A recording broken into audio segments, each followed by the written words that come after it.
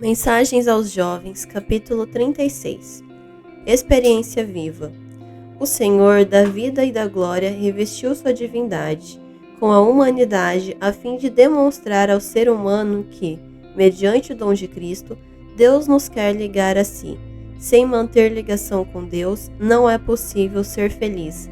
O homem caído deve aprender que nosso Pai Celeste não se satisfaz, enquanto seu amor não envolver o arrependido pecador, transformado pelos méritos do imaculado Cordeiro de Deus. O trabalho de todos os seres celestiais é para esse fim. Sob o comando de seu general, devem trabalhar para reaver os que pela transgressão se separaram do Pai Celestial. Delineou-se um plano pelo qual serão revelados ao mundo a maravilhosa graça e amor de Cristo, no infinito preço pago pelo Filho de Deus para remir o homem. Revela-se o amor divino.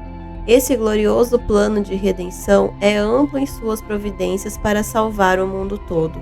Mediante o perdão do pecado e a justiça imputada de Cristo, o homem pecador e caído pode tornar-se perfeito em Jesus. Poder da cruz. Jesus Cristo lançou mão da humanidade a fim de, circundando o homem com seu braço humano, apegar-se ao mesmo tempo com o divino ao trono do infinito.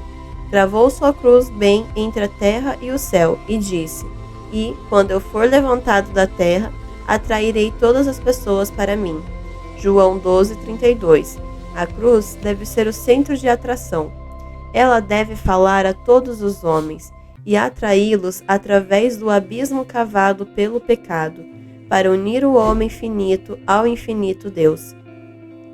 É unicamente o poder da cruz que consegue separar o homem da poderosa confederação do pecado. Cristo se deu pela salvação do pecador. Aqueles cujos pecados são perdoados, que amam a Jesus, se unirão a Ele. Levarão o jugo de Cristo.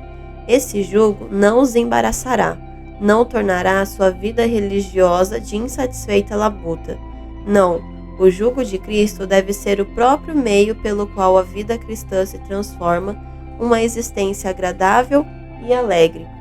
O cristão deve alegrar-se na contemplação daquilo que o Senhor fez ao dar seu Filho único a fim de morrer pelo mundo, para que todo aquele que nele crer não morra, mas tenha vida eterna.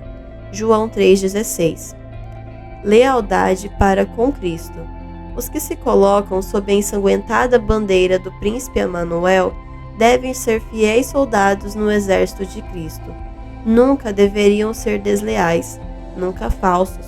Muitos dos jovens serão voluntários em se colocar ao lado de Jesus, o príncipe da vida.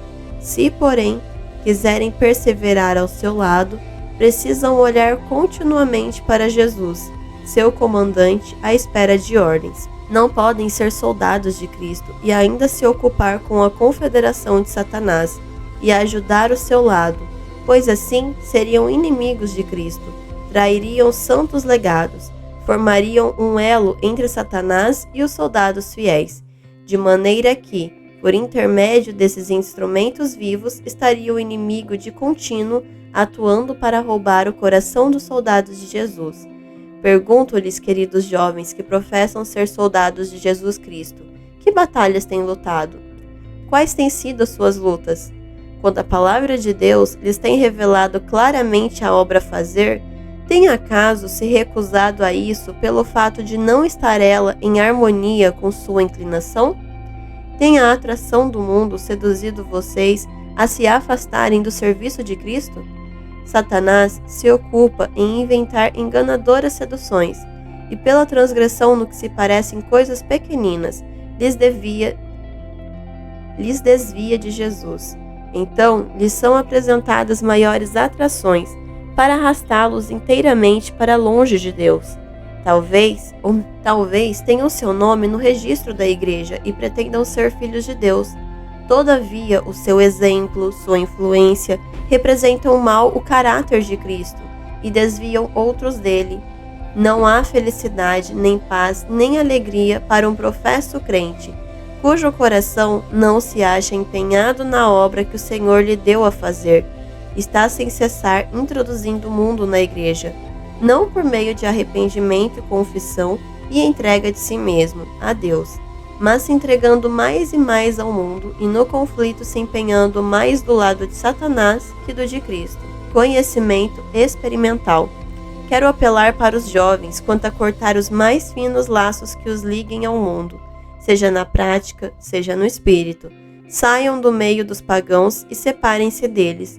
Não toquem em nada que seja impuro, e então eu aceitarei vocês. Eu serei o pai de vocês, e vocês serão meus filhos e minhas filhas. 2 Coríntios, capítulo 6, versos 17 e 18.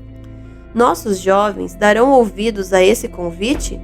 Quão pouco avaliam nossos jovens a necessidade de dar a seus companheiros juvenis, em sua vida e caráter, um exemplo cristão. Muitos de nossos jovens entendem a teoria da verdade, mas quão poucos compreendem por experiência a influência prática da verdade sobre cada uma de suas ações. Onde estão os missionários jovens fazendo qualquer obra que se lhes apresente na grande seara? Onde estão os que são aprendizes diários na escola de Cristo? Não sintam eles nunca se acharem preparados para a colação de grau.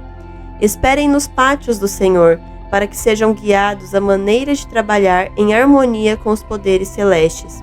Queridos jovens, desejo falar-lhes declaradamente, pois quero que sejam salvos.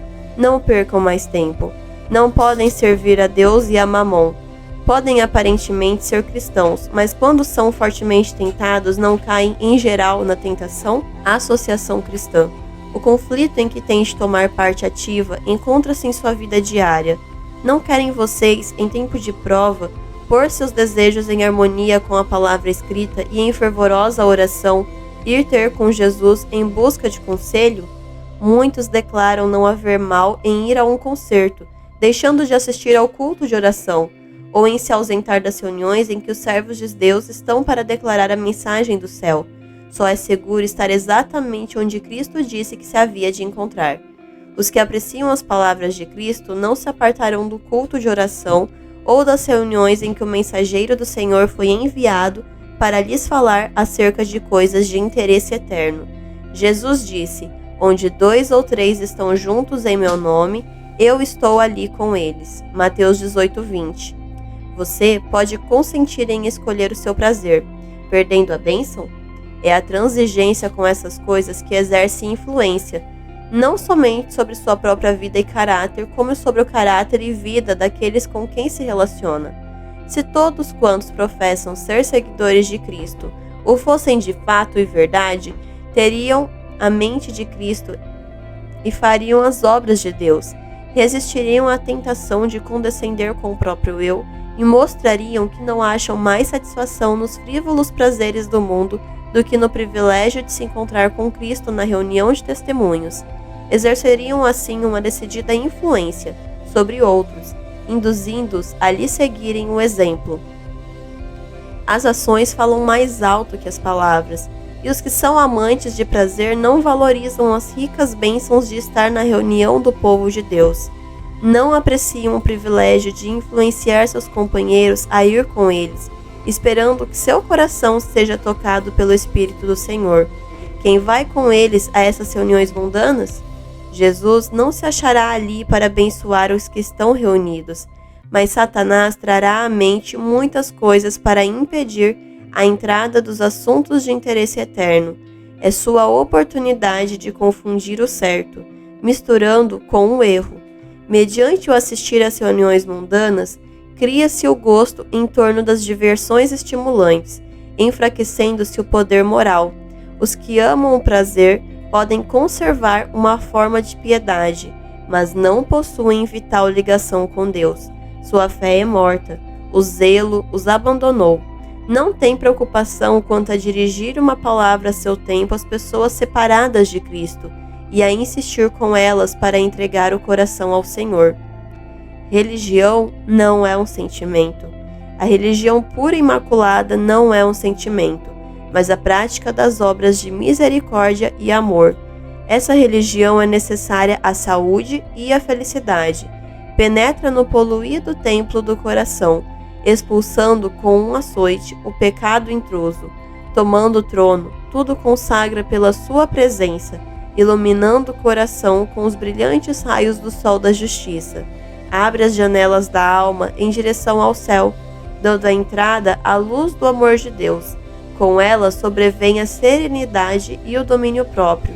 Aumenta a resistência física, mental e moral em virtude da atmosfera do céu, à medida que um vivo e ativo poder enche a alma. Cristo é formado no interior, a esperança da glória.